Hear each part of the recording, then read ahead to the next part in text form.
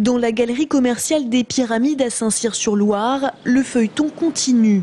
Après avoir obtenu par voie préfectorale en 2005 une licence l'autorisant à transférer sa pharmacie ici, sa propriétaire vient d'être tout bonnement radiée par le Conseil de l'Ordre des pharmaciens.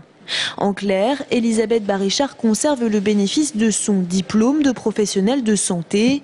Mais selon le Conseil d'État et le tribunal administratif d'Orléans, qui ont successivement annulé son autorisation d'exercer dans la galerie, la pharmacienne n'a théoriquement plus le droit d'y délivrer de médicaments.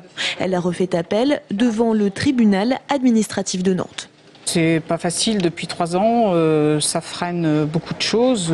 C'est pas facile pour moi, mais c'est pas non plus facile pour l'équipe parce qu'on sait très bien que de toute façon, obligatoirement, il y aura un impact sur l'équipe. L'impact, il est déjà moral depuis aussi plusieurs années. Et c'est vrai que c'est difficile de travailler avec toujours cette espèce d'épée de Damoclès au-dessus de la tête.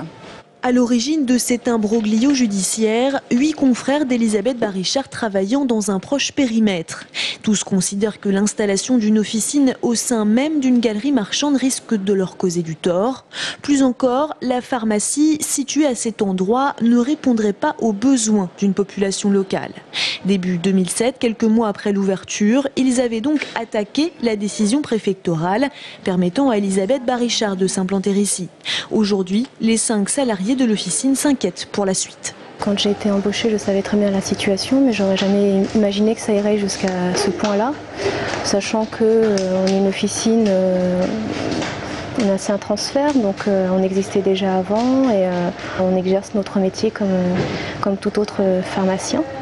La propriétaire a d'ores et déjà demandé un sursis à exécution en attendant la décision de la Cour administrative d'appel de Nantes, qui pourrait prendre plusieurs mois avant de savoir si oui ou non cette pharmacie devra baisser le rideau.